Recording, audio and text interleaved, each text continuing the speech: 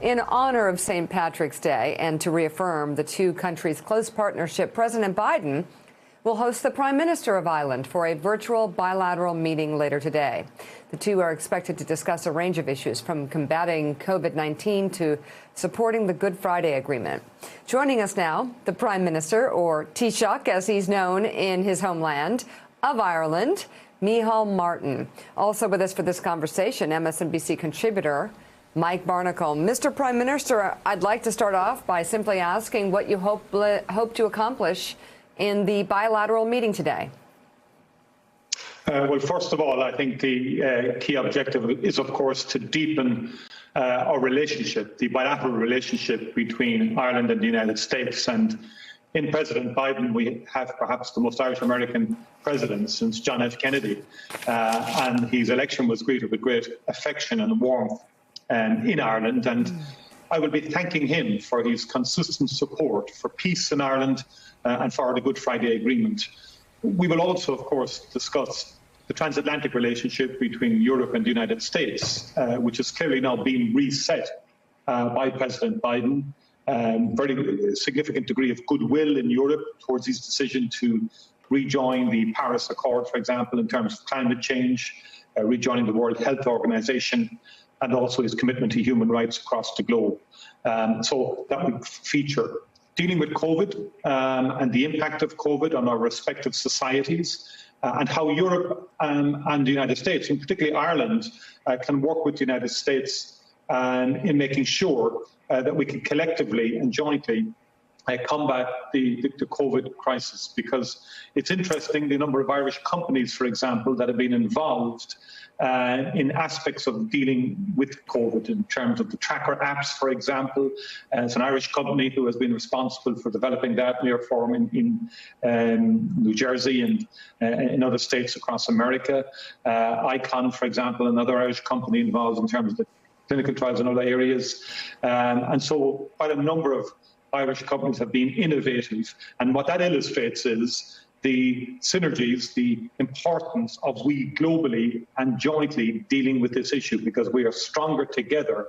And that is particularly evident in terms of vaccines and the need to keep supply chains open across the globe to facilitate the manufacture and production of vaccines for the general good and for the global good. And I know that's something that the President is committed to, and that's something we'll obviously discuss and share our respective experiences. And then finally, obviously the undocumented, and the Irish have been in America for quite a long time, and the aspects of that we will clearly discuss, because I will be meeting with the Irish friends on the Hill, and Richie Neal and others who've been so helpful to us with the President and the Vice President and Speaker Pelosi. Mr. Prime Minister, Mike Barnicle has the next question. Mike? Mr. Prime Minister, happy St. Patrick's Day, first of all. And as you know, and as you live each and every day, the United Kingdom has left the European Union due to Brexit, which means Northern Ireland has also left the European Union. Could you give us a status report on any difficulties, commercial difficulties, at the border with the South and the North in Ireland? And in a perverse way, perhaps a good way, does this Brexit break Northern Ireland and leaving the European Union? Would this provide any more hope for a united Ireland becoming more easily attainable? Well, first of all, Mike, many happy returns in terms of St. Patrick's Day, and have a good one. First of all, there is no hard border on the island of Ireland, and the unique circumstances of the island of Ireland have been reflected in the nature of the agreement arrived at between the European Union and the United Kingdom in terms of a withdrawal agreement, which includes a protocol. And the protocol facilitates access for Northern Ireland to the European Union single market, and also, of course, to the United Kingdom market. There have been some teething problems in respect of that, but there are mechanisms within the agreement that facilitate the ironing out or the resolution of those issues over time. And in terms of Brexit more generally, it has created some issues between exports and imports between the the European Union and the United Kingdom in terms of bureaucracy, but the key part of the agreement is that it's absent tariffs and it's absent quotas. So it's a good trade and cooperation agreement between the United Kingdom and the European Union, which is something we sought and something which we have secured.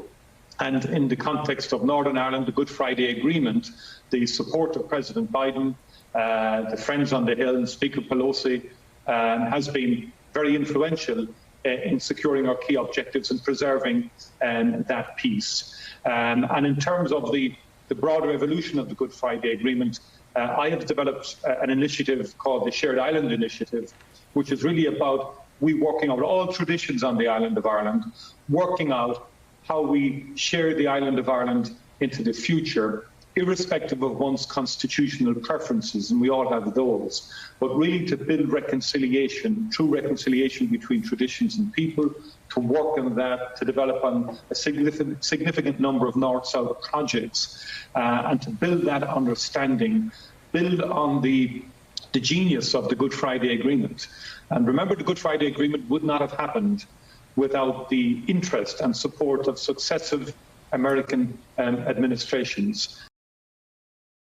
Hey, thanks so much for watching our YouTube channel. You can follow up on today's top stories and breaking news, or catch up on your favorite MSNBC shows all in one place. Download the NBC News app today.